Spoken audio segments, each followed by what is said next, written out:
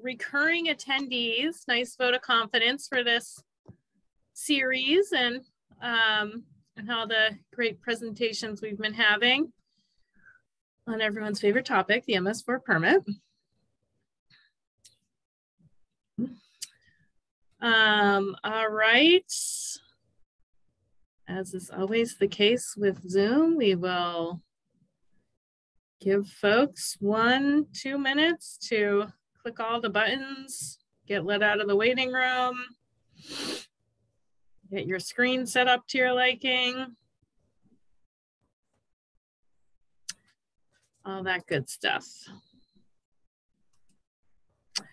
We are recording this meeting, so everybody should have gotten that notice, notice as you came in.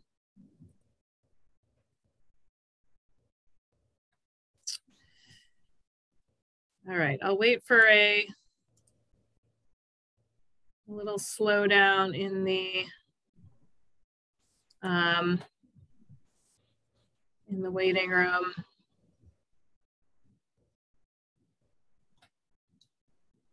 All right.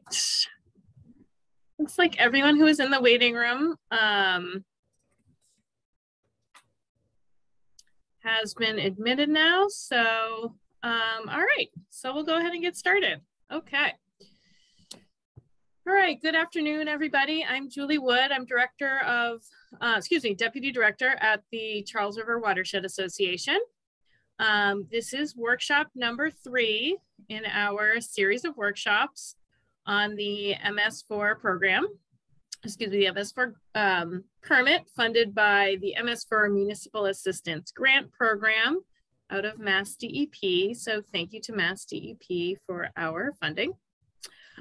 Workshop number 3 will focus on public BMPs. We have a great program and both with some presentation and panel. And this is number 3 of 4. All right, next slide, Stephanie. Great. So you made it here. Welcome.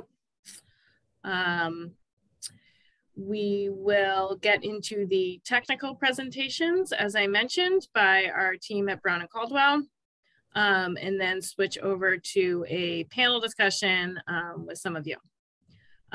Wrap up, or next steps, and then wrap up at 3 o'clock.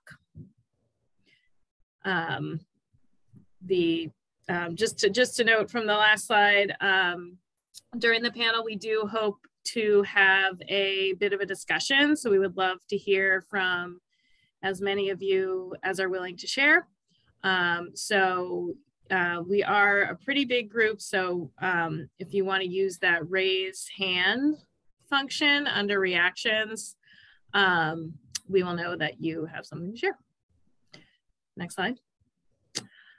So this should look familiar to those of you who have been to our previous presentations, but just to introduce ourselves, if you logged on a little late, I am Julie Wood, Deputy Director at Charles River Watershed Association.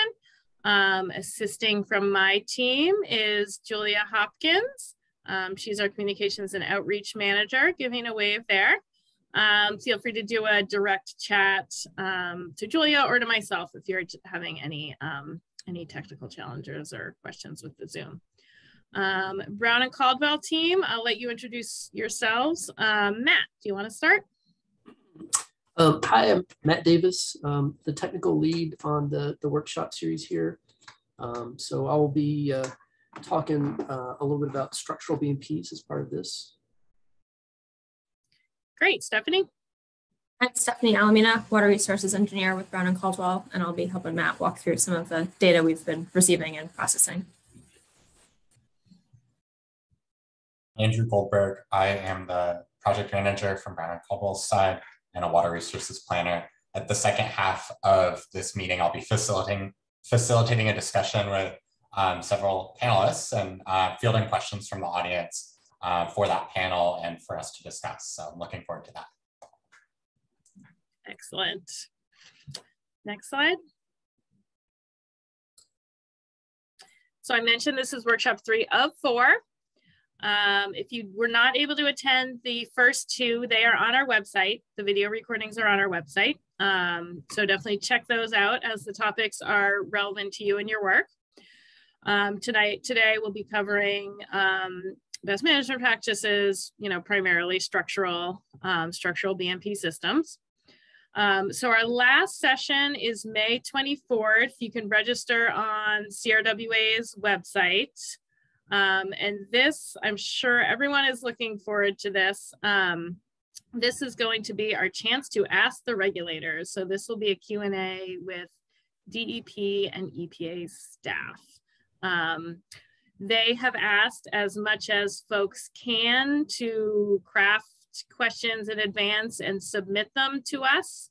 That way they can feel like they're prepared to offer you the best possible answer to your question. And so you can also do that on our website. And everyone who's here or registered for this session will get a follow-up email with links to this recording, as well as links to the previous recordings, where to register for the final Q&A session on May 24th, and how you can submit your question in advance. Next slide. Okay, with that, I think I hand it over to you, Matt. Thanks, Julie. So just wanted to provide a little context for where we are. This is the workshop number 3. And all of these workshops are really focused on phosphorus control planning. The first workshop, we talked about the phosphorus load reduction requirement and focused quite a bit on the calculation of the baseline phosphorus loads and how you can bring that baseline phosphorus load up to current conditions. And there's a lot of detail in how that's done and some nuances.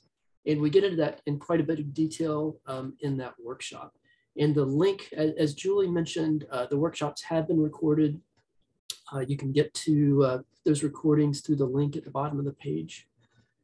In workshop 2, we began to shift towards looking at the credit systems. And we focused first on the non-structural BMPs. And then we began to look at the phosphorus credits for structural BMPs on private property. And in particular, we looked at the methodology for calculating changes in loads due to development. So there's a bit of detail on that also and about that in that workshop. Today, what we're going to focus on are structural BMPs on public properties. And we're going to talk about the system for getting credits for those BMPs. We also put out a request at the beginning of these workshops for information from communities about BMPs that they've implemented, in particular cost and phosphorus removal estimates. So we're going to present that information as part of this workshop too, and then use that as a way to begin to make some estimates about what the potential cost of the overall program might be. Next slide, please, Stephanie. So this slide kind of touches on some of the things we're going to talk about here. I mentioned we're going to review the credit calculations, the BMP survey data. We're going to discuss the potential cost for the communities, and then we're going to get into the panel discussion and talk about what's working for communities, what's not, and what approaches the different communities are taking. All right, next slide. So what types of BMPs are eligible for credits?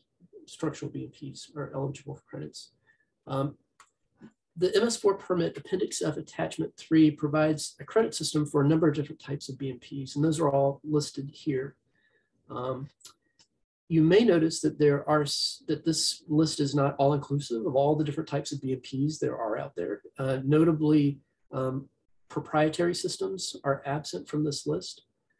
The EPA, the permit does say that credits for other types of BMPs may be allowed, but you would need adequate supporting documentation to demonstrate their effectiveness and justify any credits that you're requesting for those BMPs. So just because your BMP type that you're interested in is not in the permit doesn't mean you can't do it, but there would be some uncertainty related to you being able to get credits for that And if you're thinking about proprietary BMPs or other BMPs that are not in the permit, you may want to come to the next workshop and be able to talk directly to the regulators about perhaps the inclusion of those and what kind of supporting documentation might be needed and sort of how their thought processes are unfolding on how those could be allowed. Next slide, please. Okay, so to start off with, we're going to walk through how to calculate the structural BMP credits. And this is covered, as I mentioned, in Appendix F, Attachment 3, and it's pretty well documented there. Workshop 1, we spent a lot of time going through the baseline phosphorus load calcs, and there's a lot of detail to that. And the reason why we spent so much time on that is because some of that wasn't necessarily well documented. Fortunately, the structural BMPs are pretty well documented in the permit. And what I've done is I've just put together a little flow chart here of the primary steps involved with calculating the structural BMP credits. The first step is to create a map of your project site. And some helpful things to include on your map are topo lines so that you can get an idea of how surface runoff is draining, site plan or orthophoto, and then you also want to have land uses identified within the site and hydrologic soil types. So once you've got your map together, you want to delineate your BMP drainage area. So this identifies, the area that drains to your BMP. And then once you've done that, you want to identify each type of land use within your drainage area. And probably in a lot of cases, you're only going to have one type of land use, but you may have multiple ones. So for each type of land use, you need to determine these different types of areas. You need to determine your directly connected impervious area, your disconnected impervious area, and your pervious area for each different type of hydrologic soil group within that land use. Now, the directly connected impervious areas would be things like, drains directly connected to your storm drain, like maybe a drain for a driveway or for from a rooftop. An example of a disconnected impervious area would be a rooftop that maybe splashes to the ground next to the house rather than going directly to the storm drain. In order for it to be considered disconnected, there needs to be enough pervious surface that water flows over before it gets into an element of your drainage system to be considered disconnected. And the permit doesn't seem to have defined that like particularly well. So I think this definition of what's disconnected is a little bit, hasn't been really, is open to interpretation a little bit. And then the pervious areas are just areas that are not impervious, where water can percolate into the ground. Okay, so why are you collecting all this information about these areas? Well, the reason why is you need to calculate what your phosphorus load is from the site, and it's going to be based on those areas. And you also want to calculate your runoff volume. So those are the next two things that we do. Calculate the phosphorus export load using those areas, and then calculate the runoff volume for different size storms using those areas. And then after that, we determine the storm that has a runoff equal to the BMP storage. So that gives us an idea of like, what is the treatment capacity of this BMP? Like how big of a storm can it treat? And then from there, you can determine your phosphorus removal efficiency. And I'm going to walk you through each of these steps using an example. Next slide, thanks. So thought just take a real simple example where we have a dry pond. And this dry pond, in this example, has a storage capacity of 3,700 cubic feet, and it treats runoff from a commercial property. And this commercial property has two different types of hydrologic soil groups present, both type A and type B. Okay, next slide. So what we'd like to do at this point is determine all of these areas that I mentioned as we were going through the flow chart. And so the land area is the second column in this chart here. And underneath, you can see we've got different rows in the table. Underneath directly connected impervious area, we have commercial, because we only have one type of land use, that's commercial. And in this example, the land area for the directly connected impervious area is 1 acre. For the pervious area, all of the pervious area is of commercial land use type. And there's 2 types of soils that fall within that area. We've got 0.4 acres of hydrologic soil group A for pervious area, and then 0.2 acres of pervious hydrologic soil group B. Well, once we have those values, we can determine the phosphorus loading export rate for each of those different land areas. And those come from table 3.1 of Appendix F of Attachment 3. So you can see that an acre of commercial, like directly connected impervious area that's commercial generates 1.78 pounds of phosphorus per acre per year. And you can also see that the phosphorus loading export rate for the pervious areas are much lower by more than an order of magnitude. So what we do is we can multiply the land area by the phosphorus loading export rates to estimate the annual phosphorus export load from this site. So that's what's contained in the last column. And then all of that's added together to come up with an estimate of 1.82 pounds of phosphorus being exported from this site every year. So this estimate does not take into account the BMP yet. This is just the phosphorus that's being generated that could be exported from the site. Okay, next slide. So we have the load. Now what we need to know is how much runoff is being generated from the site, so that we can begin to size the BMP or see, what the capacity of the BMP is. And so we've got 2 tables shown here. The top table just provides some areas from the previous slide. I see Luchika had a question about the disconnected impervious area. This might be a good one to address. It just disappeared. I'm not sure how to get to it quickly. Can Julia or Stephanie, can you read the question? The question? Yeah, yes. Yes, absolutely. Why do we need the disconnected IA in your slide 8 or 9 for the calculations? Okay, so in this example, I'm not showing any disconnected impervious area. If the example did have disconnected impervious area, then there would be an additional line in the table here. So it's not included because it's just not part of the example. But if we did, you would have to determine what your phosphorus loading export rate is for your disconnected impervious area.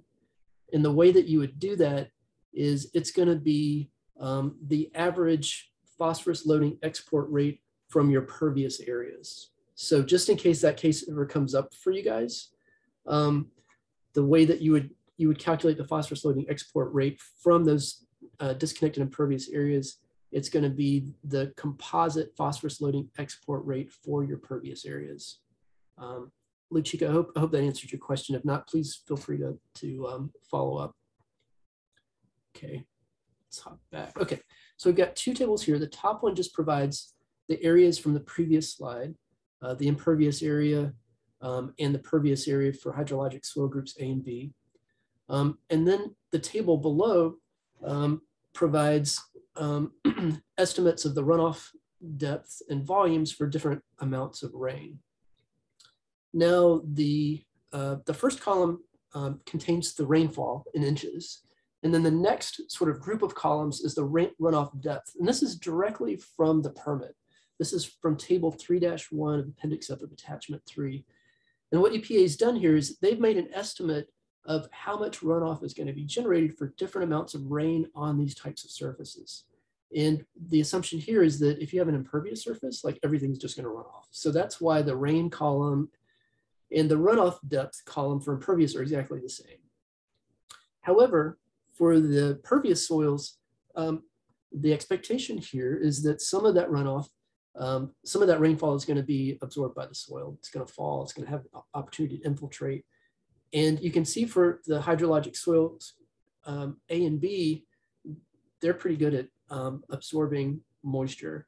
And so it actually takes a bit of rain to start generating runoff for those types of surfaces. So the next group of columns, the runoff volume columns, those were calculated by multiplying the runoff depths by the areas. So for example, the runoff volume for the impervious column was calculated by multiplying the runoff depth for the impervious surface by the impervious area in acres. And there's some unit conversions, right? Because we're going to cubic feet. We've got rainfall in inches. We've got areas in acres. But that's pretty straightforward.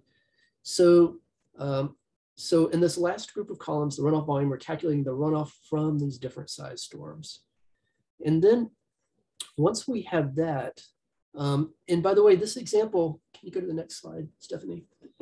This example is really kind of based around a BMP that's already been built. So this might have been something you built a few years ago that you want to get a credit for. So this BMP has already been sized. In this example, the dry pond has a volume of 3,700 cubic feet. And the question is, what size storm can that BMP hold? And so if we look at this table and we look at the runoff volumes, what we're trying to do is find a runoff volume that's about the same size as the dry pond. So, and you can see when it rains an inch, we've got about 3,700 cubic feet of runoff. So this BMP can basically store about a 1-inch storm. And the reason why we need to know that what that storage is in terms of the storm size is we need that when we go and we calculate to determine what the treatment efficiency is. And so Appendix F Attachment 3 has tons of figures that look like this. And they're all for different types of BMPs. There's also tables that they provide. And so this is figure 3.19 from that section from Attachment 3 of Appendix F. And this is the dry pond performance curve. And this performance curve is, let's see, yeah, this provides reduction loads for both phosphorus and nitrogen. We're interested in the phosphorus here, so that's the blue line in the figure. And what we want to do is figure out on the x-axis, we have depth of runoff treated from the impervious area. So this is basically the size storm that our BMP can treat. And we know that that's about 1 inch. So we can go along the x-axis to the 1 inch and go up until we intersect the blue line. And then go all the way across on the y-axis to calculate the phosphorus load reduction. In this case, it's 21%. So this BMP would be, the expectation is this BMP would treat about 21% of that phosphorus load. And the phosphorus load, I think, was like 1.82 pounds. So to calculate your reduction, it would be 0.2 times that 1.8 pounds. So Luchika asked a question a second ago about, so I'm walking you through the calculations so that you understand, like, you know, why different types of data is needed and how the calculations are done.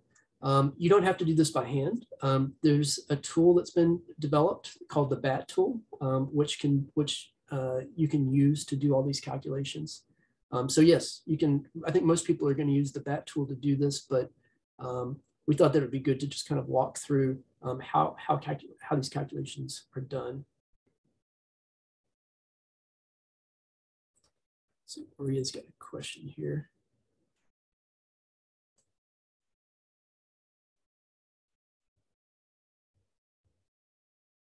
So Maria's question is, one requires 2 inches of runoff from site impervious areas. Can you simply use these charts to obtain the total phosphorus reduction, negating the need to do the calculations, or bad?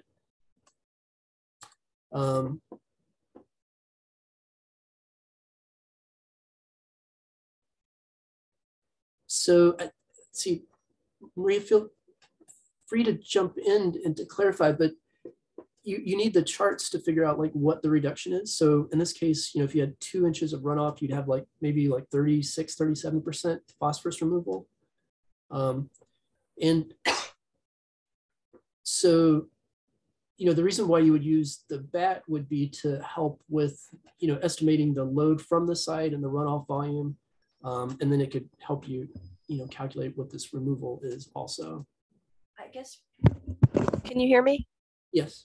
So I guess what I'm asking is we have a new ordinance with rules and regulations, and it requires 2 inches of runoff from impervious surfaces, and it depends on the type of project, whether it's net or total, Okay. net increase or total, but let's just say it's all impervious surface.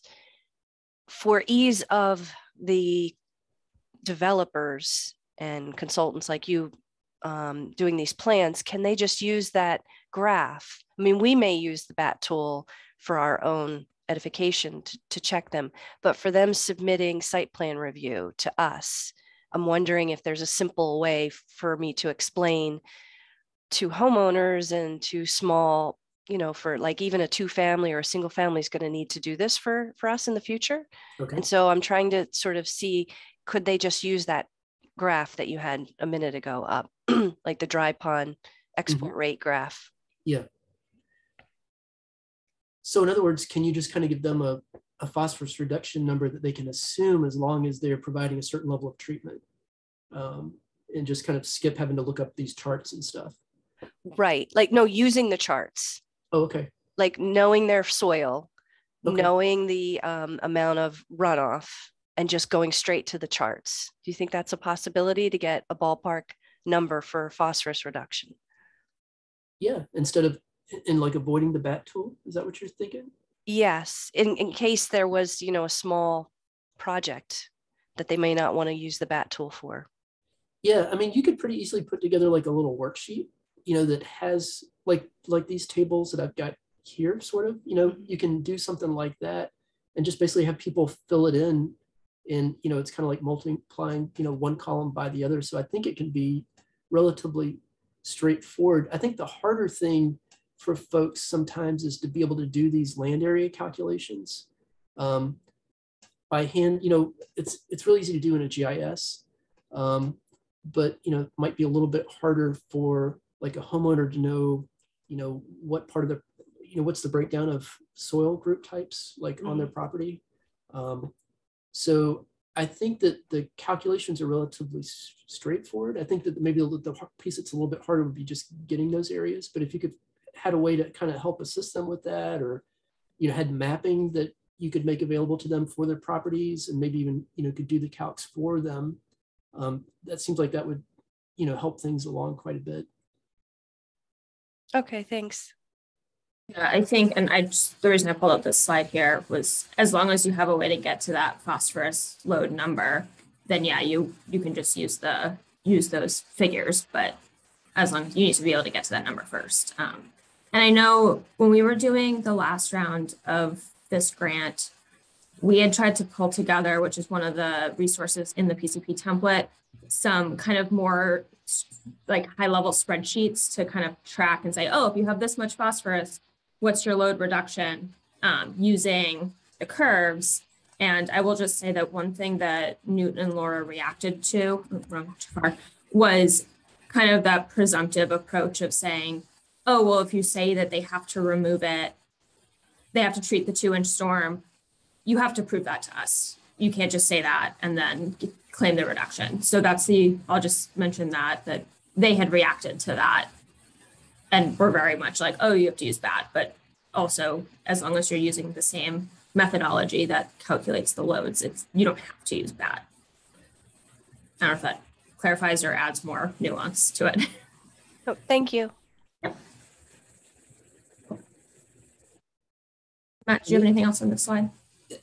Maybe I'll just, Nathan asked a question about, does the BAT tool handle disconnect impervious area? And the disconnect impervious area is not really discussed in the permit, so I suspect it's not. In fact, it's not even discussed, the disconnect impervious area is not even discussed for the baseline load calculations, even though it has to be done, and EPA did do the use disconnected impervious area when they did their baseline calcs. So I don't use the BAT tool, so I'm not sure if it's handled in that or not. And it might even be worth getting some clarification from the next workshop from EPA on the disconnected impervious area, and if that's going to be more explicitly covered in the next permit. Okay, so I think next slide, Stephanie.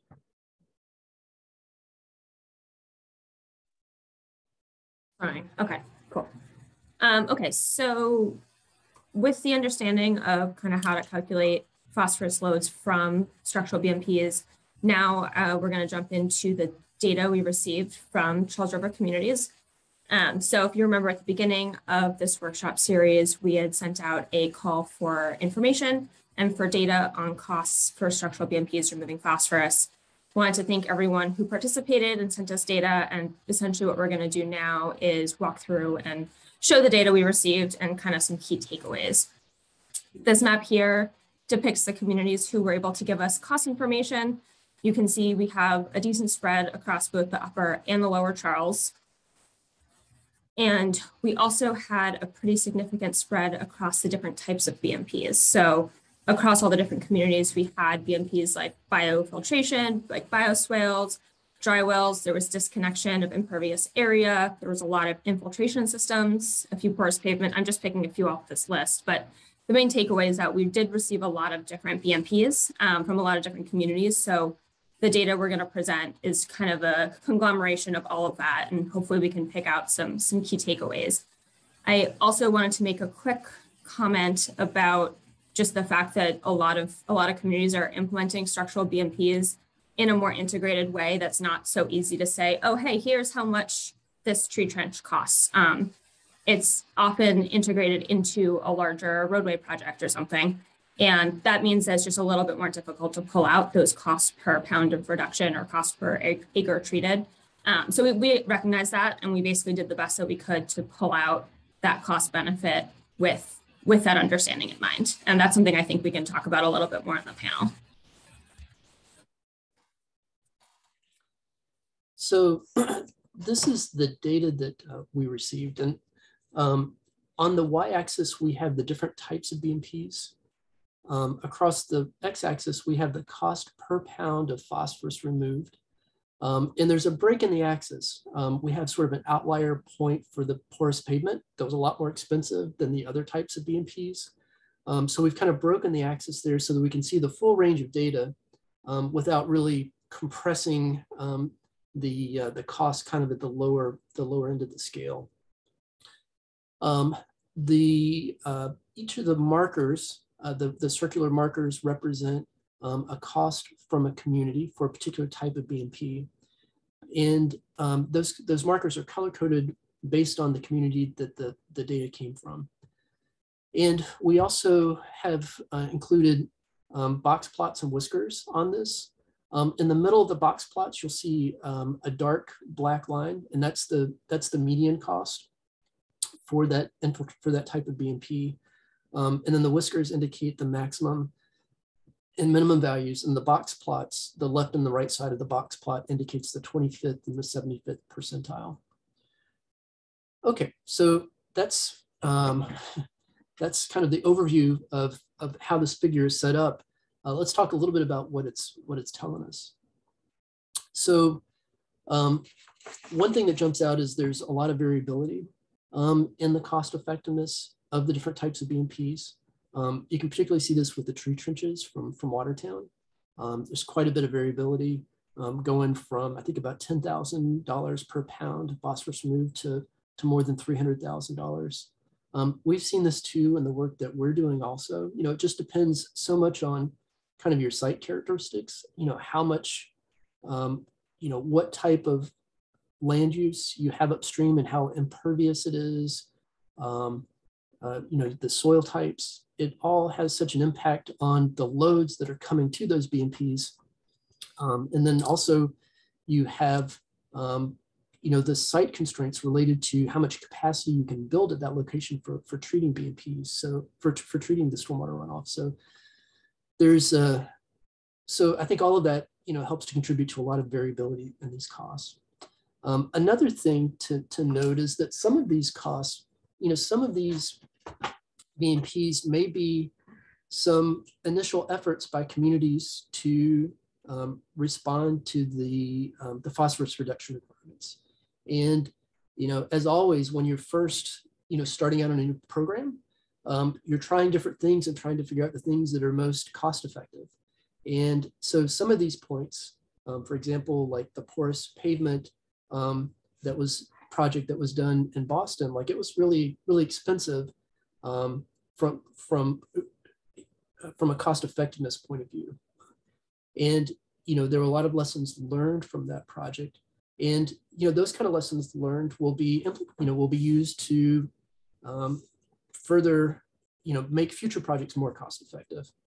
So it's likely that some of these data points could be initial types of projects that, maybe in the future, those communities will be able to get, will be more cost effective because of the lessons they've learned in some of the initial projects. It's also possible that that some of these projects the communities are doing are some of the easier things, some of the lower hanging fruit. So it could be that, like, as time goes on, we get 10 to 15 years into the phosphorus control plan, communities may be having to go to BMPs that are maybe in areas that aren't quite as easy to retrofit, maybe not getting quite as much load. So it could be that, these numbers, there may be this kind of dynamic that may make these numbers sort of larger in the future, perhaps. So, by the way, we've got two vertical lines shown on the graph.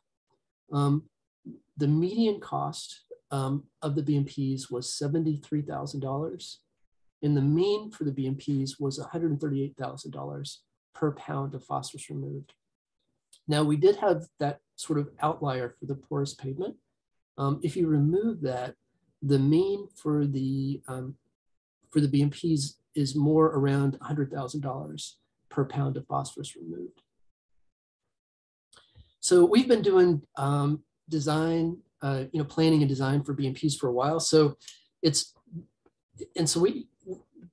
we've been seeing costs like these, and I was really excited to see this data come in and see what the costs that other communities are seeing. And, they seem to be pretty much in the ballpark with what we've seen too. So, I think this data is very, very, very interesting. Can you share the next slide, Stephanie?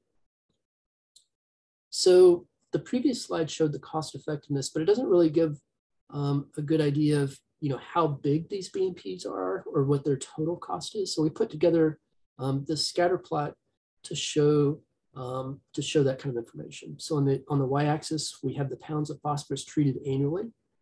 And on the x-axis, we have cost. Now there's quite a range for both the cost and the pounds of phosphorus removed, orders of magnitude. So we're plotting this on a log scale, just so it's a little bit easier to see all this data together. So please keep that in mind that, that this is a log scale. And from this, you can see that, really most of the BMPs are a pound or less. And quite a few are actually less than 1/10 of a pound. One thing that's kind of interesting to think about with this is that if you have, maybe 1,000 pounds of phosphorus that you need to remove, and most of your BMPs are around, 1 pound of phosphorus or less, perhaps, you're going to have a lot of BMPs. It's also interesting to note that, there are some BMPs in the data that are much larger, more 20, so we've got several that are more than 10 pounds of phosphorus removed. And there's a constructed wetland. We've got a bioretention area and rain garden and an infiltration system that, and that makes sense. Those types of BMPs tend to lend themselves better for, regional treatment. So it's interesting to see, those types of BMPs popping up here. All right, next slide. Okay, so Okay, so Leticia is asking, what are the drainage areas for all those tree trenches that get close to half a pound per year? Stephanie, I don't know if you've got that information available. It might, do you have that kind of data? I don't know off the top of my head. I can check after. Okay. Probably not while I'm sharing my screen, but Okay, I can look. Yeah, that's fine. Maybe if you could pull it up during the during the Q&A, we could get back to that. Let you go. Yeah. Okay, next slide.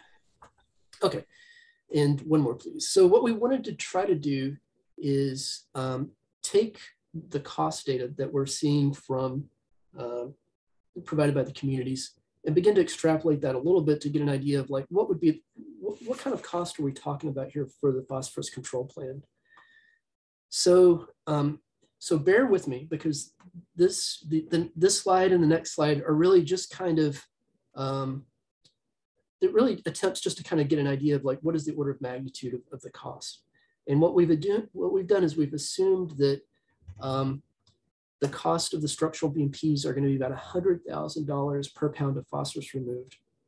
This is kind of close to the mean value if we remove that sort of outlier that we had with the porous pavement.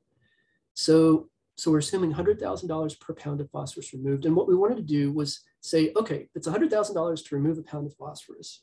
We know the amount of phosphorus that the communities need to remove in the Charles River because it's in Appendix F of the permit. Now we recognize that not all of, you're not going to try to meet all of that phosphorus reduction target through structural BMPs. You have the opportunity to get credits for your non-structural BMPs. So what we've assumed is that 10% of your target will be met through your non-structural BMPs. And then what we did is we subtracted that out from your total load and then multiplied the remaining load by 100,000 and came up with this map that's here on the left to kind of show what the potential cost could be to the different communities. And for Boston, we're looking at, close to $1 billion. I think it's $822 million. For Brookline's close to 200 million. Franklin is at 200 million. Wayland is at about 4 million. So we're talking some pretty significant costs here. These aren't going to be the costs that they incur, but we're just trying to get an idea of sort of the order of magnitude. And it's a pretty significant cost. Altogether, the cost of the communities, just using this sort of real simplistic analysis, is close to $4 billion. Okay, next slide.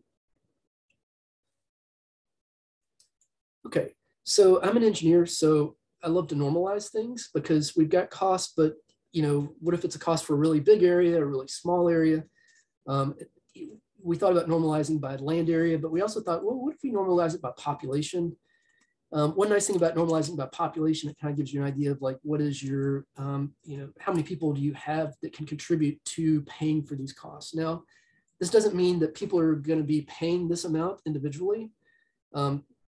So let me just say that from the start, we're showing costs normalized by population, but we're not actually saying this is how much people are exactly going to pay.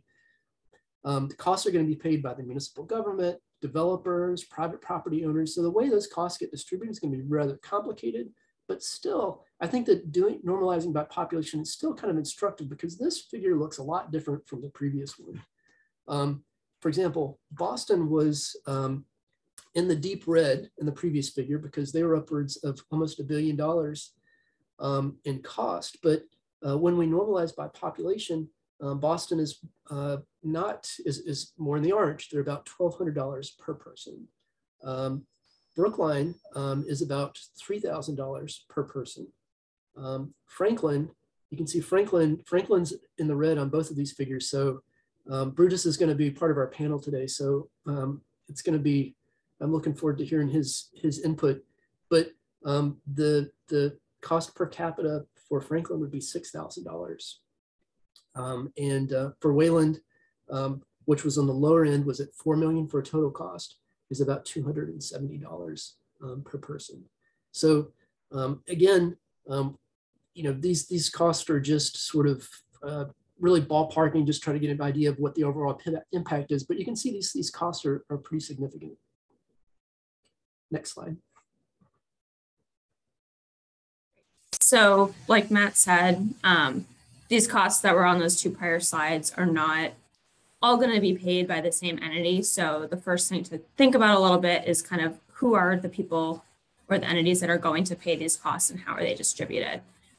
Based on the types of BMPs or methods to reduce phosphorus, we've kind of categorized them into two major buckets, one being costs incurred directly to the municipality, and then the other being costs paid by private property owners, private developers, that sort of thing for private BMPs. So a lot of the structural BMPs on public property, which is where all of these costs are based off of, that's going to be something owned by the municipality. Similarly, non-structural BMPs, those are going to be owned by the municipality.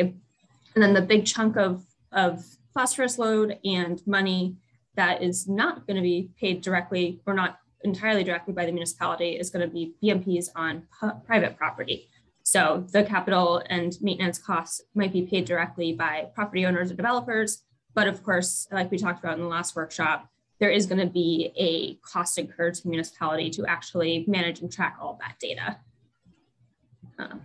I can go into the next slide. There we go. So just here adding some graphics to try and think about how these costs relate to each other.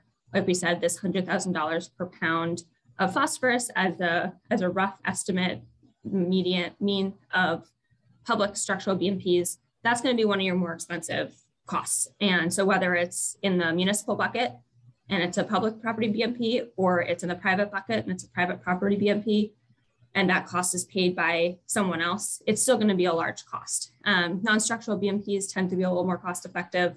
And then the actual cost to administer a private BMP program will be less than the cost to implement your own. And that's something that I want to walk through in a little more detail, with the recognition, of course, that a lot of communities are very understaffed, that there is a lot of data to manage and to track for private BMPs. And we talked a lot about that last workshop, and it's not an insignificant lift. But what I did want to take a moment to do is kind of try and think about, with development happening, how can you compare the costs you would need to implement structural BMPs on public property versus that management and administration of a private property program? So what I'm doing here is we made a few assumptions, which are documented here, but I'm not going to dive into right now, to basically let us get to the conclusion of, if you have development going on in your community, the cost to administer a program to track it is going to be much smaller than the cost you would have had to pay if you were to build those same BMPs by yourself. And basically the way we got here was by looking at phosphorus loading rate based on acres of land that is being developed and treated by someone. And then what the cost would have been if you were to mitigate that phosphorus on public land. And then comparing that to what the cost is of onboarding a new staff and bringing on a new FTE to manage that data if it was a BMP implemented on private property.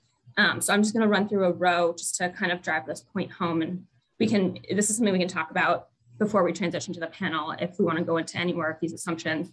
But basically, if you have an acre of land being developed and you assume a loading rate, here I have 1.5 pounds per acre, and assume a treatment efficiency like what Matt was talking about, looking at those curves based on what BMP you are using.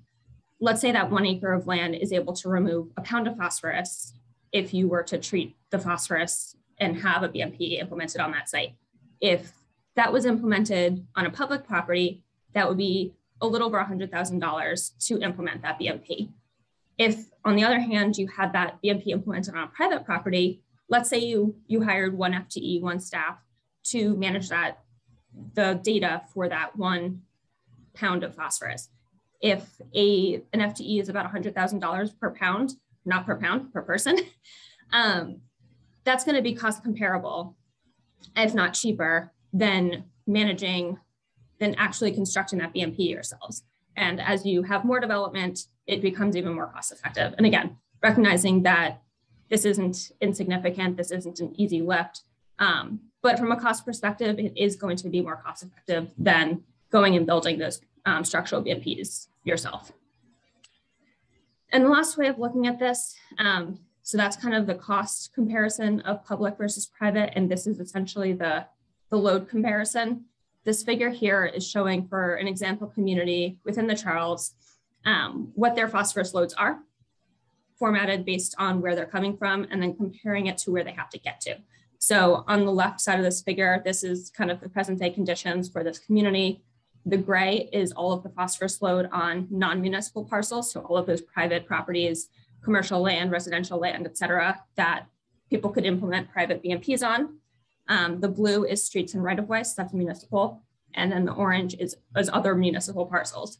And then basically this dotted line is sitting on top of this allowable load. So that's where they have to get to.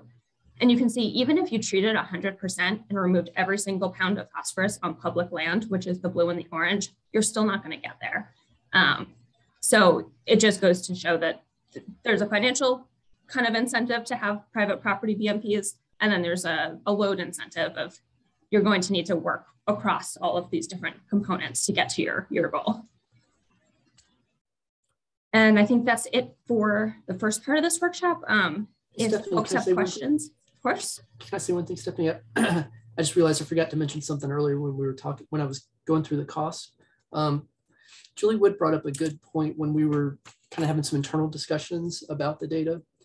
And she was bringing up the point that the costs, do you mind going back to the chart with the survey data? That, you know, some of these costs may not have been fully optimized. And I talked a little bit about how some of these may be first efforts and they may be getting better over time. But it could be that some of these BMPs were kind of done a little while ago and maybe weren't necessarily targeting phosphorus specifically. So, you know, perhaps some of these projects could be a little bit more cost effective if in the future there is a bit more focus on the optimization of those control programs. So I just wanted to mention that because I thought it was a good point. All right, that's it for me. Thank you. And take a quick break for questions before we jump into the panel.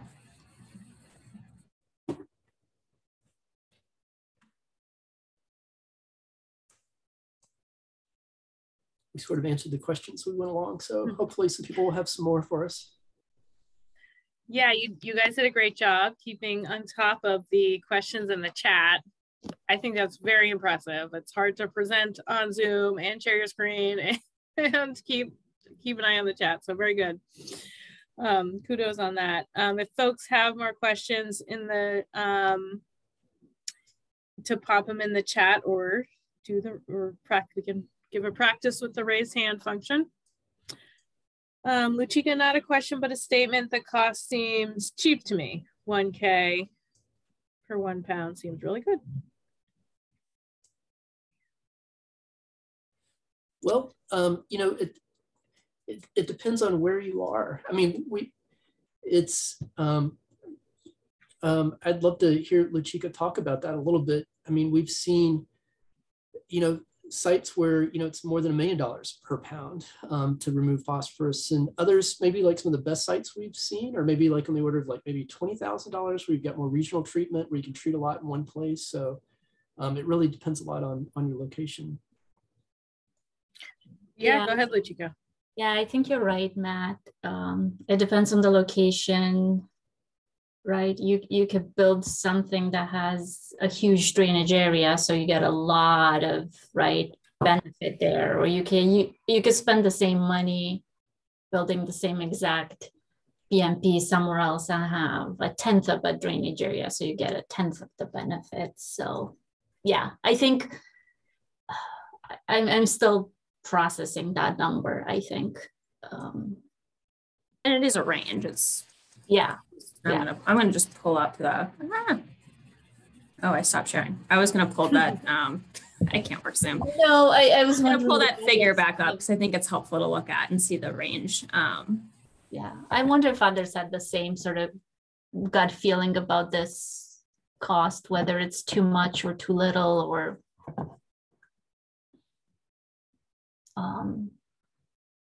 I think it's a good number or tool to do estimations that you guys did in those watershed maps for costs. Those are really great. Thank you. Yeah, thanks for sharing that. Yeah, if others did have reactions on that, just feel free to pop them in the chat or raise your hand.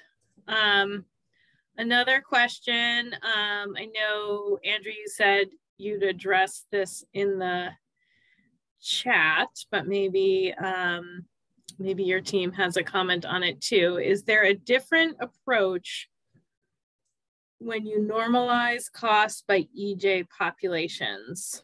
I'm sure there's a different results. Dira, do you want to unmute and see what, just to clarify what you mean by a different approach? Sure. Yeah, I was just wondering if there's any extra factors that are included in the calculation when you're considering for EJ populations. Yeah, I'll just jump in for 1 second. We're not trying to say these are going to be the cost to people as part of that figure. It's more just sort of like engineering normalizing things to kind of get an idea of what are the relative costs. I was a little bit hesitant in putting like both of those maps together because it's kind of going out on a limb a little bit because we don't exactly know what are these overall program costs going to be. There's so many uncertainties, but we thought we would do it just to kind of provide sort of like a ballpark kind of order of magnitude cost. So when we normalize by population, we're really just trying to give an idea of like, what are these costs if you look at how they, normalizing based on population and not necessarily trying to look at like, what is the actual cost to individuals. And I think if we begin to look at environmental justice communities, we really need to look at how those costs are going to be distributed a little bit more. The costs are going to be distributed through municipal projects. So communities are going to have to fund some of these public BMPs. They're going to have to fund their non-structural BMPs. Different communities have different ways of collecting funds for that. Some do it through regular, like a general fee, like through taxes, income taxes. Some do it through a stormwater fee. And then others, and then there'll be costs from developers. Those developer costs get passed on to people who buy the properties or who lease them. So it really gets kind of complicated. So I'll just put that out, and I would love to hear other people have input on this, but I just wanted to caution people that when we put that figure together, we're not really trying to say this is how much individuals are going to pay. I think your question really dives a whole lot deeper and ultimately is a very, very interesting question about how is this going to be affordable and how is it going to impact the people who are most vulnerable? And because we need a good way to approach that. It's something we get very conscious about as we move forward. Yeah, a similar question, Matt. I don't know if what you guys would maybe, if you would have the same cautions, but if a community did take that approach, maybe to normalize, by household, by year, because you just have everything aggregated, obviously, for what will happen across time. As far as determining a stormwater utility, or is this really just kind of cursory, data analysis, demonstration purposes? So as communities develop their phosphorus control plans, and this first phase is a really good opportunity to do this. So I suspect that a lot of the communities are going to be able to meet a lot of their phase 1 phosphorus control plan requirements through the non-structural BMPs. And then maybe have enough structural BMPs that have taken place over the last 15, 20 years. They can kind of maybe meet the rest of it, and maybe they have to do some BMPs. But I think in large part, hopefully most communities will be in okay shape for the first phase, but the next phases are going to probably require quite a bit of investment. And so this is a good time to sort of do that assessment. And I think these values are really helpful. Like this survey data can kind of give you an idea of like what you might expect to have to pay for your phosphorus removal. And let's say you've got 1,000, like after you've done your non-structural BMPs, you've got 1,000 pounds you got to take care of in the next 15 years. Where you can be, okay, well, that's what, $10 million. Sorry, I'm not doing math very well in my head right now, but so you can sort of figure out what's that amount and begin to look at like, well, how can I afford that? That's like much more than we're spending right now on our stormwater system. And then you can begin to think like, well, how are we going to afford that? It's expensive enough that maybe we need to be very careful about how that cost is equitably applied to the community. And if you don't have a stormwater fee, it might be a good time to think about a stormwater fee so that you can more better, assign those costs to people who are generating the phosphorus or generating the runoff. And as I think about it, it would have been nice to maybe do the figure where we normalize by population, but instead maybe normalize by impervious area or something that might be a little bit more of a billable type quantity rather than like the population. And if people are interested in that, we could put something like that together pretty easily. So great. I think, sorry, we're just, we're hitting 2 o'clock and our panelists have so much to share. So I wonder, oh, Sam, you took your hand down. Hopefully we can get to Sam. Sam, we can get your question answered in the panel portion, and I can maybe address some of these in the chat. Some of these look like excellent, excellent questions to potentially submit to our regulators Q&A. So with that, I'll hand it over. Thank you, Stephanie and Matt. Thank you guys so much. Really, really great presentations. Great job on that data compilation. That was not an easy task. You guys put that together in a really nice, a nice presentation. All right, and then with that, I will hand it over to Andrew. Thank you very much, Julie. We have 4 wonderful panelists that are joining us for the next part of our workshop, and I'm going to do a quick introduction to each of them and then start posing questions to them, just so that you get a sense of the format. After each of the panelists responds to some of these questions, we're going to open up the topics a little bit and hopefully get a chance to go back, as Julie mentioned, to the questions that are coming in via chat. So please do keep them coming. We're going to try to get as many as they can answered, but hopefully you're getting a good sense of the panelists' perspectives on these different issues. Without further ado, I will start introducing our panelists and ask them to come on video. From the City of Cambridge, we have Catherine Woodbury, who is the Senior Project Manager and the leader of the Stormwater Management Program. We have Brutus Cantoreggi from Franklin. And I know Brutus is eager to join us on video and on audio. He may be a couple minutes late, so we're gonna probably rearrange some of the questions that we have in mind for him for a few minutes from now, but stay tuned for his discussion. Wayne Chenard from Arlington is also here, and Carrie Reed, who is the the senior engineer in Framingham and representing the Central Massachusetts Stormwater Coalition. This workshop series is intended for not just Charles River communities, but other communities that have lakes and ponds with a phosphorus TMDL. So we wanted to make sure that perspectives from all over are represented here. And we're really lucky to have all these different panelists here today to share their perspective. So we have asked the panelists to prepare a little bit of what they'd like to cover. And I will apologize, Catherine, I'm gonna go to you a little bit out of order and ask you to share about some of the work that you're doing in the City of Cambridge and some of the constraints and challenges that you are seeing with meeting the Phosphorus Control Plan requirements. So I know that we had hoped to talk a little bit big picture about benefits. We'll get to that, but I'm wondering if, Catherine, you could tell us about some of the constraints and challenges that you've experienced in the City of Cambridge.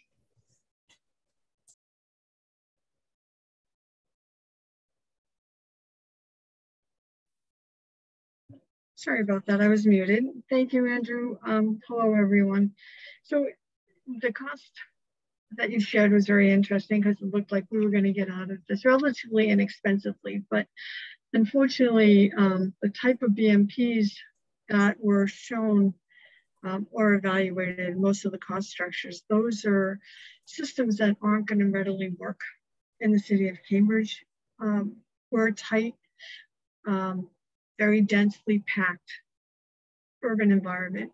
We have 6 square miles of land and over 110,000 people in population. So it's very dense and very tight. And so every square foot of land has a huge demand in terms of use. And so a lot of the best management practices that are most reasonably priced for phosphorus management are the infiltration systems that take up a lot of land and are expressed on the surface.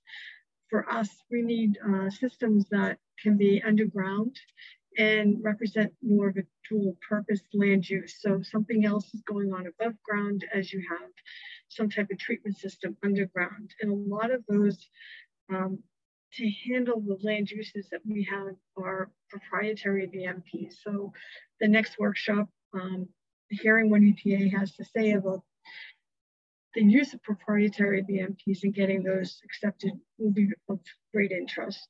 But those costs too are more expensive than the infiltration type system, natural infiltration systems that were discussed in today's presentation. Cambridge, we also have very poor soils. There's a lot of urban fill, not a lot of areas where we have good infiltrating natural soils.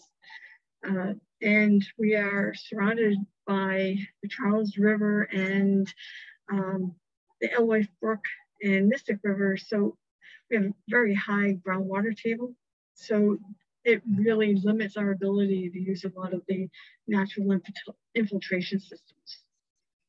So that's a lot of the challenges for us in implementing this phosphorus control plan.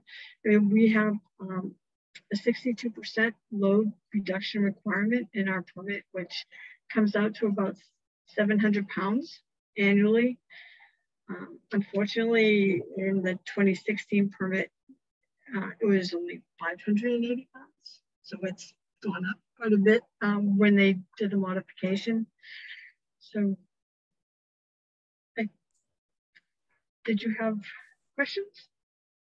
I think that's a really important perspective to share, that not every BMP is well suited for each community that was shown on that map earlier today. And we really need to be thinking critically about what's most effective on this property or in this community, especially when we have such a wide range of costs that we're seeing for these BMPs. And I think the next panelist that I'd like to call on is Wayne, who has some experience implementing a very specific type of BMP at scale. And I'd love to hear, Wayne, if you could talk a little bit about standardization and some of the ways that you've been able to cut down the range and reduce the overall cost of some of the BMPs that are being implemented in your community and in the surrounding communities. So I'd like to hear from you, if you would. Thank you, Andrew. Yes, my name is Wayne Chenard. I'm from the town of Arlington, and we've been working on installing infiltration trenches in town, and we try to keep them scalable and very easily to be reproduced. We worked with the Mystic River Watershed Association to create easy procedures to site, to design, and to install. And all we did was take a standard catch basin, which has your sump and your hooded outlet, and it's already a BMP. So what we did was we installed a trench with a pipe coming into each catch basin, set 3 inches below the existing outlet to the drain system. Let me preface this with that parts of Arlington that we're doing this in is very sandy and highly infiltrative. So what we've done is pretty much prepared a pre-treatment trench as the water rises up. If the capacity gets exceeded, it gets to the drain line and it continues on. So that infiltration trench was just we tried to keep it simple and reproducible. We do not mandate, obviously, means and methods, but we recommend a lot of things to keep it simple. Most of it we focused on materials management, and for instance, excavating it directly into a truck, taking the stone out and putting it into the trench.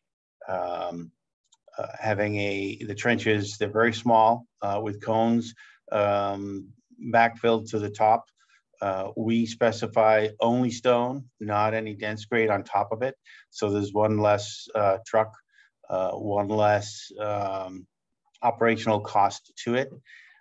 We recommend that all the paving be done on the Friday so that your truck's going to the asphalt plant once a week as opposed to each day.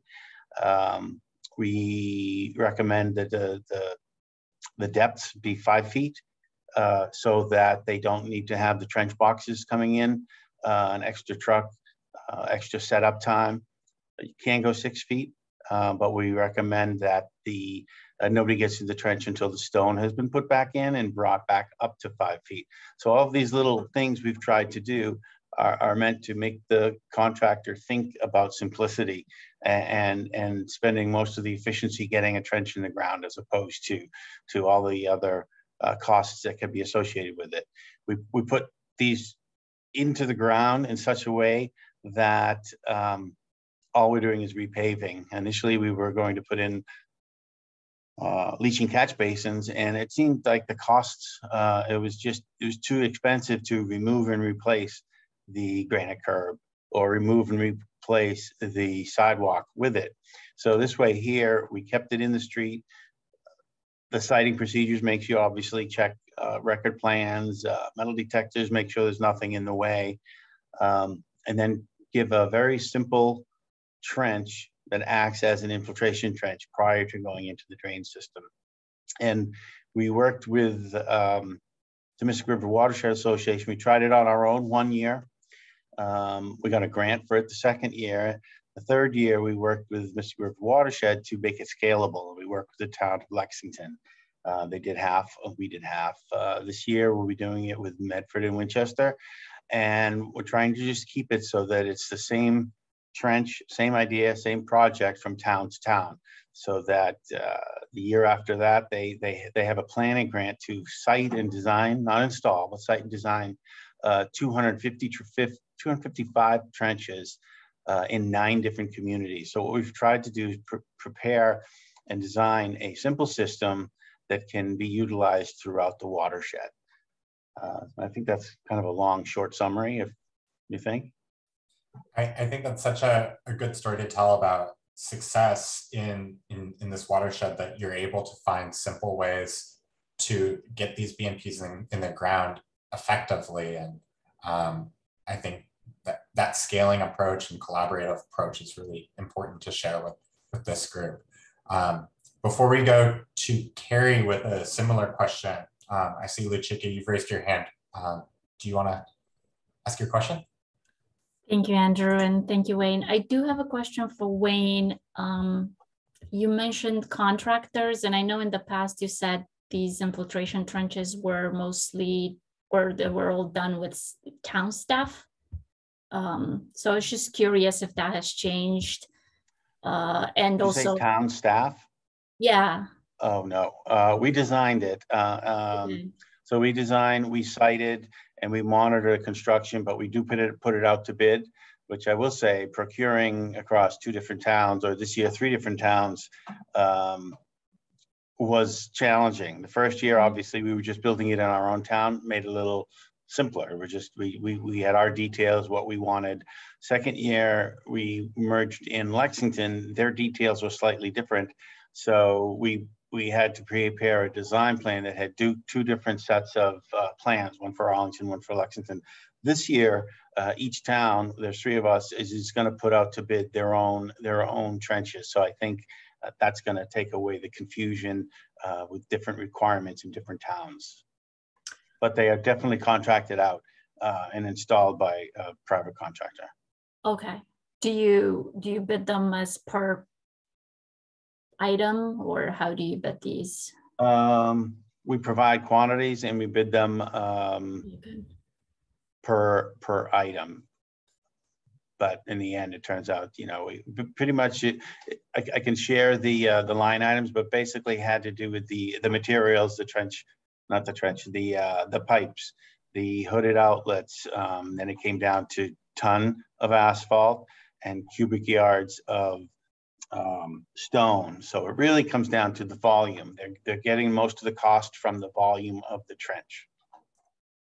Okay, I was curious because recently somebody said these cost about $6,000 a unit, and that to me seemed too cheap. But again, it's very inexpensive.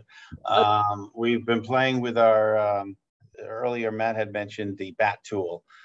We've been working with the UNH Stormwater Center who has prepared a spreadsheet to design these, which works equivalently as the BAT tool.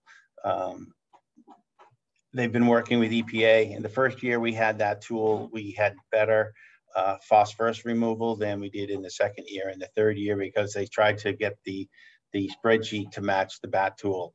So every year they keep we're up to version 5 now, and the phosphorus removal is going down on paper. I think it's a very effective approach, whereas the first flush goes into this trench every single time. So we're still dealing with how do you quantify it real time rather than theoretical. So it is an inexpensive cost, but for now you're only looking at, I think we anywhere between 0.2 and 0.8, depending on the size of the trench, pounds per phosphorus per year. And then to combat, or I should say to deal with the changes in the spreadsheet this year, we were trying to go with 2 to 3 foot wide with 2.5 feet of effective stone under them in the past. But this year we're trying to go and expand on that volume because we get a better rate of removal from the spreadsheet. So we're going to go with 24 trenches this year, but we're going to try to be 4, 5, 6 feet, 6 feet deep, 4 feet wide, but being careful to monitor groundwater and stuff like that. I think it's great that you've started to think about how do we minimize the design and construction related costs for these BMPs. And I know that Carrie, you have a perspective to share as well about life cycle costs and life cycle operation and maintenance. And I'm wondering if you could share a little bit about what you're thinking in terms of how do we make sure these systems stay operational over their life cycle and achieve the water quality goals that are necessary in this area. Yeah, I wish I had an answer. Like our perspective, the folks out here in Central Mass, we're playing catch up. The Charles River communities have been thinking about this and working on it for a much longer time. So our challenge is that for all this design, we don't have a lot of in-house staff and technical expertise and operators. So we're really reliant on consultant and outside resources to design the stuff. So we're all impressed in Arlington, putting in the trenches themselves. I'm I don't know many communities that could do that. And we're at the point in the permit, okay, so we're all planning it, we're designing it, we're getting ready to put it in, and everybody's freaking out of how are we actually going to maintain this?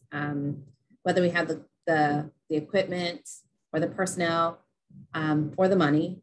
So that's a big thing. And what we've been seeing in our communities is that we're really relying on those proprietary BMPs to meet those MS4 requirements, because it's the only thing that seems to be able to remove the nutrients, but we're not sure how we're going to maintain those because they're different. And we also rely on private development, like that chart you guys showed earlier.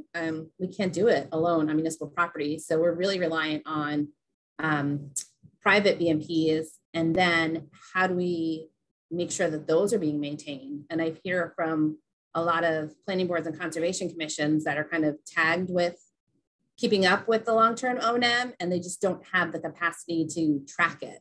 So we're all saying, if you build it, is it still going to work later is a big question mark. And do we invest all that money now if we can't guarantee that it's actually going to work?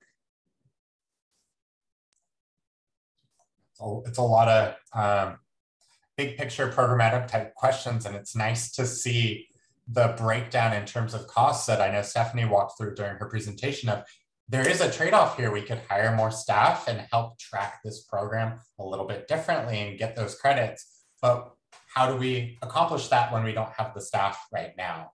How do we plan for the future when we really need to start this work immediately and don't have the capacity? It's a really tough situation, and I know every community is dealing with it in different ways, but I appreciate you sharing kind of what's on your mind in terms of challenges.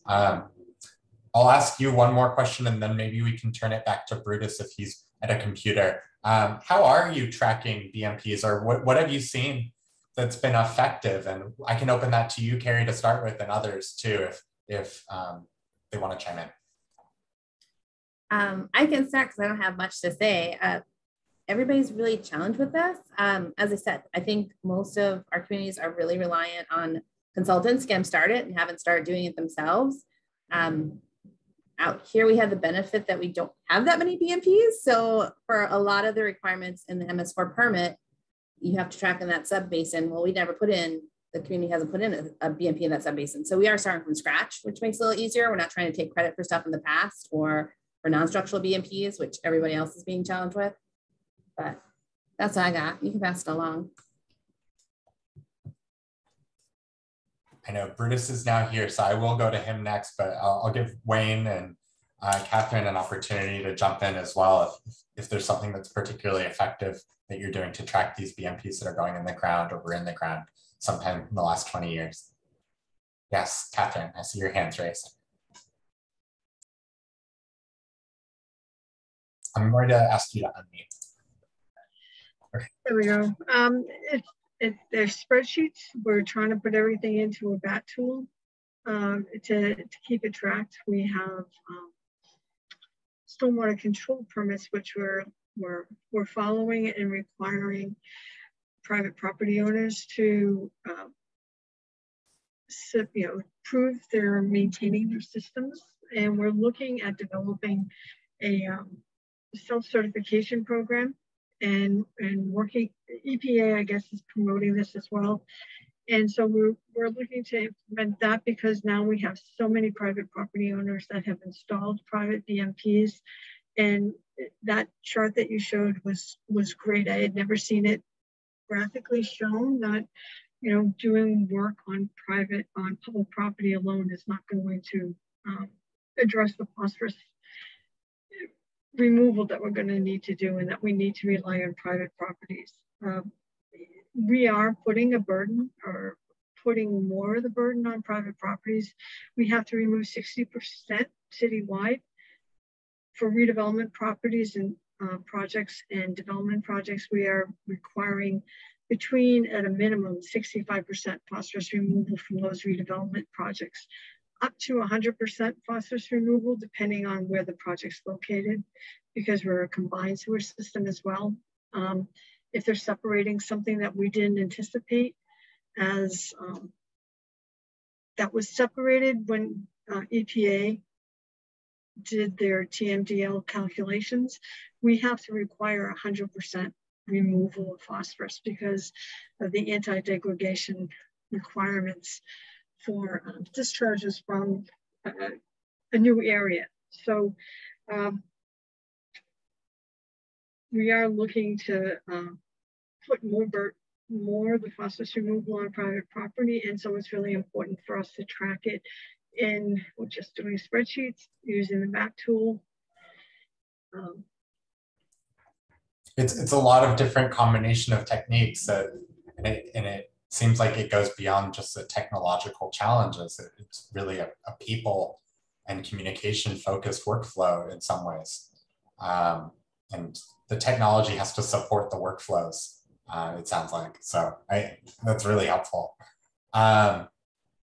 Brutus, I know you have now joined us on a computer, and we would love to go over to you next. If you're ready to share a little bit about Franklin's approach to stormwater construction projects and BMPs. I know you have a different way of thinking about this challenge that I think the group would really benefit from hearing. Yeah, thank you. Sorry I was late to get on here, but in self-promotion, we just got the DEP Commissioner's Award for Water Conservation. So it's all good. That's why I was running late. We have in Franklin for a long time, you know, I've worked with Charles River Watershed. I think they know it goes way back to the Building Blue study back, I think we did 205 and 206. And we started, I started a process where, you know, when you talk about costs and, you know, we go back and forth and I heard the $100,000 per pound, that's probably pretty realistic. It would be lower, obviously, for us here in Franklin, because I do have land. I have some good soils opposed to what they have to deal with in Cambridge per se. But the one thing that I've done here is, you know, it's not just the cost, it's also a political type thing. It's how you sell it. You have to sell it to the residents. You have to sell it to the city council. How are you going to get these funds? And the way I've done it here is basically an integration. I call it the triadic approach. Every construction job that we do in town, you know, we tie in water, sewer, and stormwater. And so it drives my engineering department crazy, but I say, I don't care what we're doing something for stormwater. And this is before the permit ever happened. This is, you know, when EPA was looking at us to do a residual designation area. But so the two things about that as far as costs go is, you know, I've used water funds and I've to do some of the stormwater projects, because basically in Franklin, we're a groundwater system. You know, we have 14 wells. So my motto to the council, it's not necessarily about phosphorus, but it's like, hey, every drop of rainwater that falls on Franklin, I want to keep on Franklin. I got to treat it in Franklin, because if it goes down the Mine Brook, ends up in the Charles River and ends up in Boston Harbor, it doesn't help me. So everything I can keep in town is a good thing. And that's the same thing. I've used sewer funds because I've tightened up my sewer system. You know, we can document, you know, we do about 4 million gallons a day, but I can document that it was over 6 before. So we reduced it because, you know, the sewer was basically just turning into a big drain system in my town. So tightening up that, so that's why I could justify funds to get that. Road construction, I think, you know, some of you folks in the, like I am the public works guy, I can tell you most residents really don't care about the infrastructure under the road. They don't care about the water pipe. They don't care about the stormwater. They don't care about sewer. All they want is a really nice road. So we use, when we get these projects done, we use, you know, we use water and sewer funds, and now we'll have a stormwater utility to reconstruct the road afterwards. In Franklin, we don't, if we put a stormwater, sewer or water line in, we don't trench patch. We do a complete road reconstruction. Then the other thing, the way I can expand on my stormwater improvements, you know, for credits is, you know, the planning board, basically the normal width of roadways are 28 feet.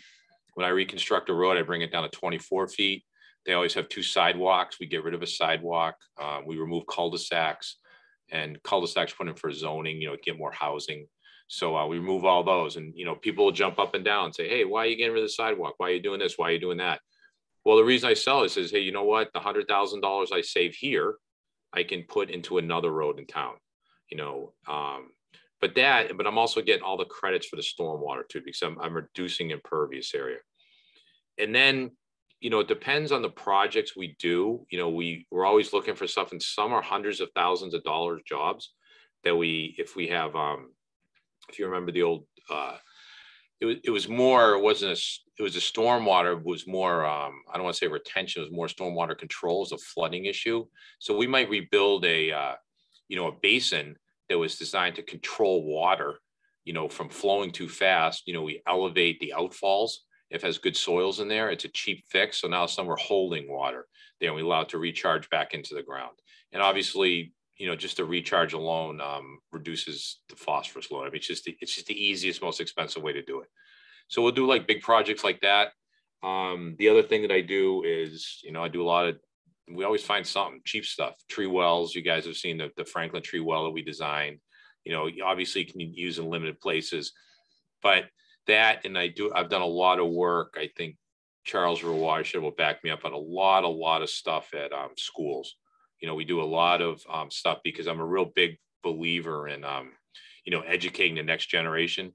You're not going to train guys like me, my age. They don't get it. but the young kids coming up, they recycle, they understand it. So we have a lot of projects we do at school. It's very high visibility, and the residents seem to like that too. And we've got a lot of, and, you know, obviously EPA and stuff, they like the grants and stuff. So we've been able to do that. So that's, I guess basically what I say is the integration factor. And the other thing, I was talking to my water superintendent on the way home, we're driving here, and I had our GIS folks put a list together throughout town of all the stormwater improvements that we've done, whatever they might be. It is amazing over time, over 15 years, how much stuff we've touched in the town of Franklin that I just forget about. So, and that's also one of the things I've always, you know, I push back on EPA because they're all about time, get it done now. You know, it's taken us 400 years to get here. We're not going to fix it in 20, but, you know, it's a slow, steady process. We make improvements. It works out pretty good. I think that's it, Andrew. I don't know. I think that gives a lot of folks a lot to respond to. The thing that I heard over and over in each of these different angles is the role of education. And while maybe in Franklin, there's less of a challenge in terms of finding appropriate sites where you can install BMPs on the surface than in Cambridge, there's still a need to educate decision makers, educate the public, educate the younger generation. And I'm sure other panelists would want to respond to this as well, but I'm curious to hear a little bit about how you are going about talking to folks and teaching them about stormwater to gain a little bit more public support for infrastructure investments in construction projects. I know, I don't want to steal your thunder, but I know you do signage with a lot of your jobs and explain what all the projects are about, right? Yeah, correct. We designed our own signs a number of years ago that we put on just about everywhere. You know, this is a rain garden. What is a rain garden? Why are we doing it? This is a stormwater recharge. Why is it pollution? You know, because people ask, because like, where's my tax dollars going? And it, you know, every time I talk to city council, you know, we always try to bring up something about what we're doing, why we're doing it. In the last 2 years, we finally got our stormwater utility through. So that was always a big topic. But then as far as schools go, we've done stuff at schools, and it's actually nice. We've had some different science teachers reach out to us, you know, in the middle school, and they asked about up front. Next thing they want to go teach a class out there. We'd send representatives of DPW up there and explain it to them. Their parents ask about it. So it's just a dialogue.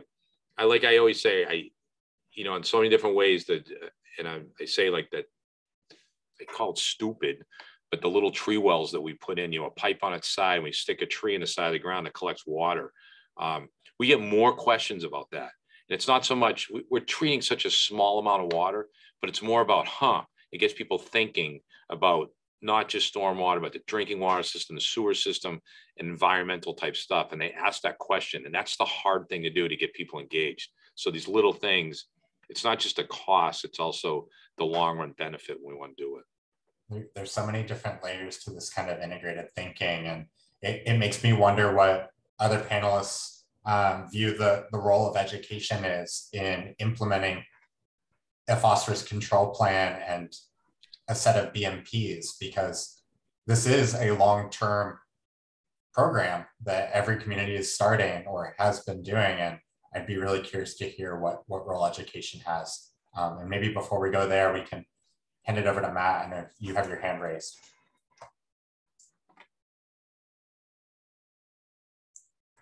Sorry, I was muted. And as kind of a component of that, Andrew, I've always wondered, like, what communities, what their concerns are with respect to the cost of this phosphorus control plan, and trying to explain the value of it to the ratepayers. So I'd love to hear any thoughts that people have about that too. You know, how do you get people on board with a program that may cost, you know, tens of millions of dollars, and explain the value that's that will be associated with that? I think you have to go back to what Bruce was saying. You integrate it into something people do care about. They don't want to hear about phosphorus. They don't want to hear about the MS4 permit. They don't want to hear the EPA is making me do it. But if you tell them you're building a rain garden when you're putting in the new school, then they're all about that. Or If you are repaving the road, you know, they get that, they understand that. So you take what people care about and you integrate it. When we've tried to do standalone phosphorus reduction plans, phosphorus reduction BMPs, they don't pass. Nobody wants those. But when you incorporate them as part of a bigger project, which people already want, then they come through, and then you use that momentum to educate them. And as you're putting it through, explain why you're doing it. Yeah, unfortunately, phosphorus removal is just not sexy enough to get voters to approve budgets.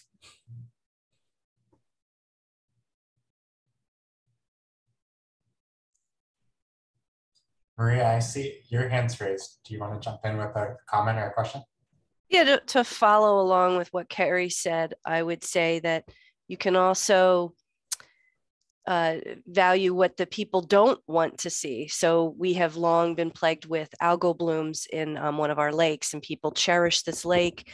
It is a beloved spot in Newton, and people are all behind the watershed work that we're doing around Crystal Lake because they see the value in it, and they actually love the way the water feels actually after we do a water treatment there. So there's another way of looking at it, what they want, integrating it, and what they don't want.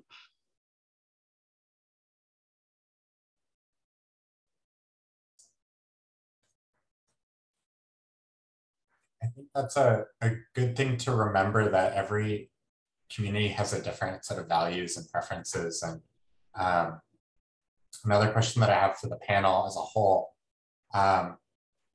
is what role you see public BMPs playing in your community. Are there specific ones that you're going to keep going back to over and over again? I know we've heard a little bit about what won't work in certain communities, but I'm just kind of curious about what you think the path forward is for implementing these phosphorus control plans with public BMPs or not.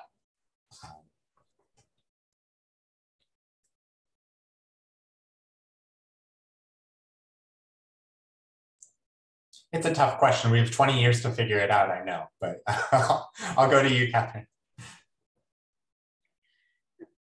We were fortunate to be able to put in some rain gardens in some streets, and that was a great opportunity to try to educate people as to why we were doing it and the benefits.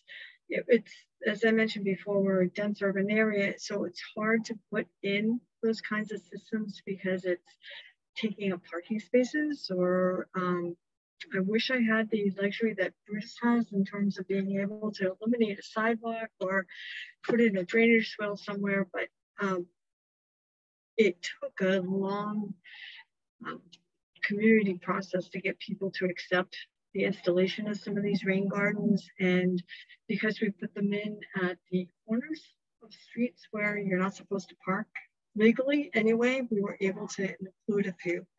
So in terms of the public education, that helped. And then people really enjoyed seeing them because we have an aggressive maintenance program that keeps up with this BMP. And that's a key to getting people to accept these and to understand them and to embrace them and not be afraid of having it installed someplace else, is to have a good maintenance program. Part of what we were concerned with is these were going to get filled in with sediment. They were going to have invasive plants. They were going to have a lot of trash, but that maintenance program that we have has been very successful, and it's helped with the public acceptance of these things. I'll ask a quick follow-up question on that. With distributed BMPs, I can imagine it's really tricky to keep an eye on everything and make sure it's functioning as designed. How do you go about training staff and implementing a maintenance and operation program to keep these BMPs working in your community? We have approximately 20 bioretention systems in the city, and then we also have the large stormwater wetland systems. So we have those kinds of features in a contract. So we don't manage those in-house. Management of the rain gardens are slightly different than our landscape areas and our public gardens. Don't want my general landscape contractor going in and maintaining biobasins the same way as you maintain a traffic island or a public a planted area. So they're slightly different. So having a specialized contractor come in and maintain these. So we put that out. It's usually a 3-year contract. And we've been very fortunate that we've had some great contractors over the last few years.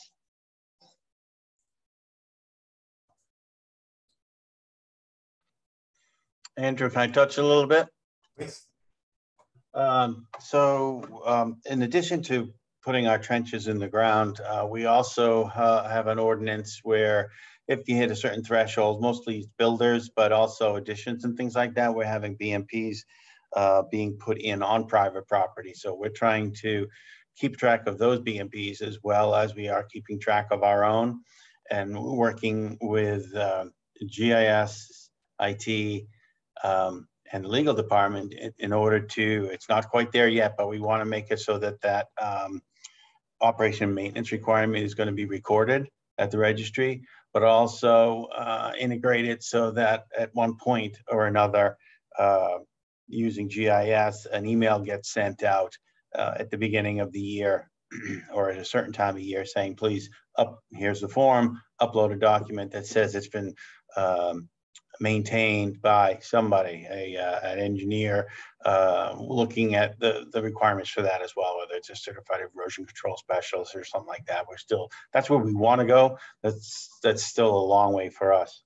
But in terms of the education, they're educated because now they're going to know it's on their deed. They have to take care of it.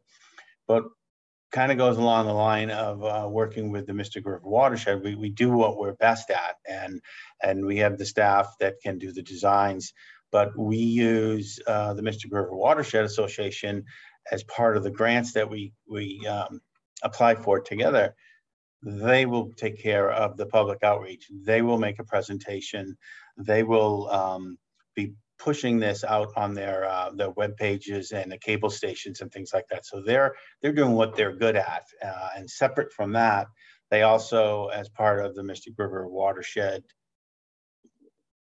at a larger scale, they have a collaborative where they offer services to go out and teach in classrooms and things like that. So it's not, I think we paid $3,500 the first year, but they go out and they do stakeholder meetings in the classrooms, and they do education to the children, and we're looking at possibly expanding on that so that they can maybe go to the Chamber of Commerce or to different entities in town where they can get the different stakeholders rather than just the students. So it's kind of like being efficient at what we do when we build them. We want to be efficient at having the staff and the admin, everybody's doing what they're better at. So we'll design, we'll do construction, and they'll take over and try to sell the project, educate people, and show outreach for it. I think that's such a pragmatic approach. It's like, let's focus on what we're good at, and over time build the capacity where we need to, where it can be more cost effective. And I think that perspective, that philosophy is really important. So I'm glad you were able to share that. I'm taking a look at the time, and I think we have a couple of minutes to field questions from the audience or have a little bit of open discussion before we go to our final question for this panel. So I'll give folks a chance to ask their last questions, or maybe I'll ask my colleagues to jump in if I missed one of the questions from earlier.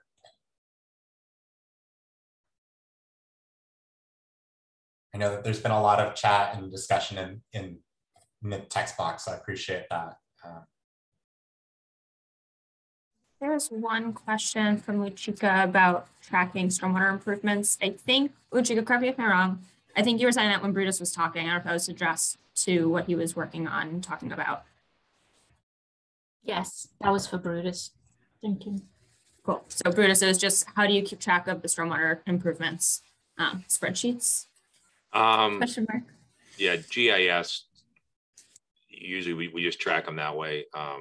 We haven't really figured out, honestly, all the loading requirements of everything. But that's one thing that I think the folks know when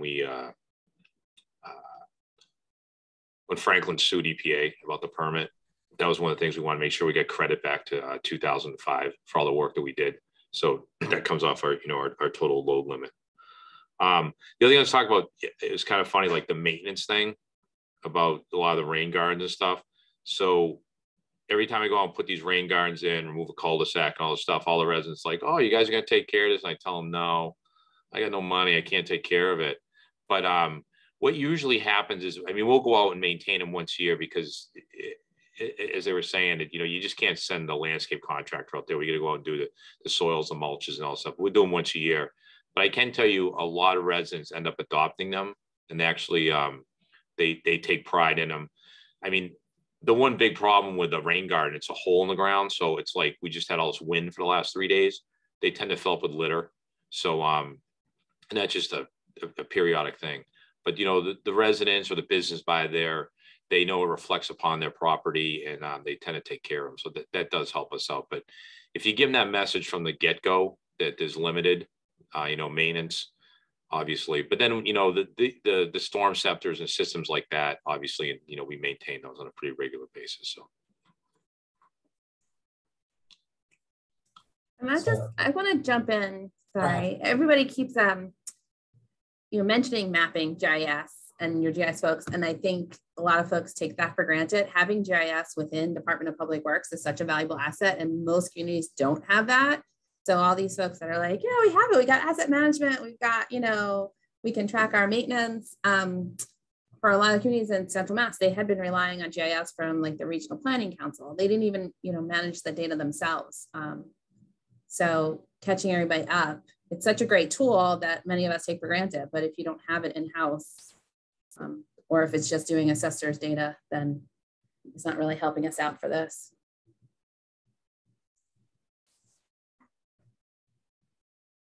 Appreciate those comments. I know we've had 3 workshops now about permit requirements. We've spent a lot of time talking about technical details and how to make calculations and how to track data. I'll ask as some closing remarks for any of the panelists that want to share, if there's anything important for us as a community or as a group to remember as we complete this work to implement public BMPs and implement the Phosphorus Control Plan more broadly. And before I turn it back over to the panel, I just wanted to say thank you so much for your excellent responses to all these different questions on a number of different topics. So thank you so much for the great job you've done, and looking forward to hearing whatever closing remarks that you have on this topic. So Carrie, Brutus, Wayne, and Catherine, I'll turn it over to whomever is interested in sharing. Well, I'll start if you don't mind. I think I've just got a mental block. Whoever said it's easiest to go first was wrong. Yeah, no. Well, yeah, I was trying to rush. I forgot I was going to say. Yeah, I'll pass. I completely lost my train of thought. We can come back to you. Anyone else have a response for that? I have a response of, it's just these opportunities of sharing information. You see so many towns and cities trying to just figure it out themselves. And like, we're not the first person, that's figured, had issues with pollution, and, water's everywhere. So using opportunities like this to learn from each other and share has been so helpful. And then it helps with spreading the word. Like, if the elected officials hear it here and they hear it somewhere else and they hear it all over the place, and it starts to soak it in, as opposed to just the town engineer going up every time you're like, we need more money for stormwater. So it's really valuable working collectively instead of just putting our heads down, and which we tend to want to do sometimes, engineers. I don't know. Yeah, I agree with you. I think merging with your, working with your watershed association, local watershed association is super helpful. And I will just say, I think what I wanted to say, I'm not quite 60, but I think I'm losing my memory. Just take advantage of the ARPA funds that we have now. but also let people know that it takes money to not only just install this, but to maintain it. And this is just take the first step. Like Brutus said, he started 15 years ago. I started 4 years ago. Now I can look back and say, hey, geez, we have 80 trenches in the ground. Well, that's pretty cool. They only go in at 11 one year and 24 the next, but it starts adding up. So like you said, we got 20 years until we're getting held accountable, and we'll get there, but just let everybody know it's an incremental step along the way, and it's going to have to be funded. Yeah, reiterating what everybody else says, yeah, and I know I'm a ham at it, but you got to do self-promotion, and that's just the biggest thing. You can't be afraid to go out and talk it up, and you know, like Carrie said, I've worked with her a long time on different things, and you know, Carrie, what, 7-8 years ago, talking about just this different stuff, and we do a lot of the same things now, and we you know, Carrie and I've like done the road show and talk about it, you know, and just sharing ideas. It's a good thing. I learn something every time I go different conferences and stuff. And so it's good to do that. But when you get the chance to go before your council or selectmen or town meeting, whatever the hell it is, you got to talk it up. And then the only thing I got to reiterate is you got to think about your different audience, because everybody has different values in this. You know, the environmentalists, that they're all on board. It's the other people that want to be the fiscal, you know, responsible ones. And they're like, huh, you're making the road smaller, so, you know, I can get a new road somewhere else. They could care less about phosphorus loading, but they like that idea. So they go along with what we want to do. So it's finding out your audience, finding what their values are, you know, like we're talking about education, stuff like that. So it's just important, like I said, to get just tying everything in together.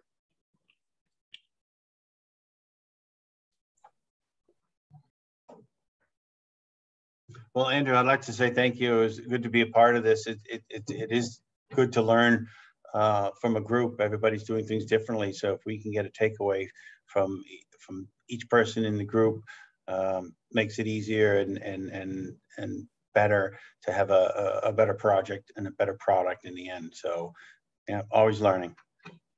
We're grateful for you all, and it's abundantly clear that you care so much about your communities and the water bodies that surround it and are in it. So we're really grateful for the opportunity to work with you. And I think with that, we will transition to some closing remarks and logistics about our final workshop, which is coming up on May 24th. So I will share my screen again and give you an opportunity to look at some of the details visually. And Julie, did you want to jump in with anything, or should I wrap it up?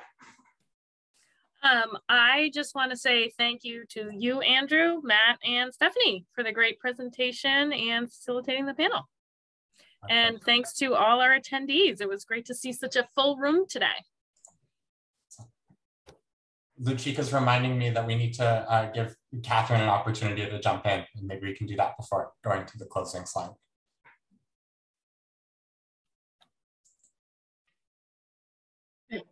I'm sorry, jumping in. I just wanted to say thank you, and it was great to hear from everyone else. We're not alone. I mean, because so many times you're just so busy working within our own little departments that, you know, thinking that we have to struggle and figure out all the answers on our own, and we don't. You know, our colleagues in nearby communities, they're also struggling with the same issues, and we're all in it together. So I think that's the only thing I wanted to add. It's important not to feel alone out there, and like Brutus was saying too, and Carrie, that you learn from everyone else. So thank you all for your insights and the help that you've provided me as well. So that's it. Thanks, Luchika, one of my allies. It's a good group. Appreciate that. So we will have a Q&A in just a couple of weeks. I know that there's potentially a typo on the registration around this slide, so we will get back to you regarding that date on whether it's the 24th or 25th. I had believed that it was the 24th. It is, yeah, it is the 24th. So yeah, we can we can check if there's typos elsewhere. Where apologies on that. And the way that this next workshop will be most successful is if you have questions that you have submitted in advance, as Julie mentioned at the start of this presentation. So please do send those in. We've written down a few, but we want to make sure that this is prioritized to address your issues and top concerns. And this last slide is about website resources where you can learn more about the workshop series and register for the next workshop, and to download the Phosphorus Control Plan template and resources. And thank you all, most of all, for attending and for your questions today. We really appreciate the opportunity to share this with you and to hear what's on your mind.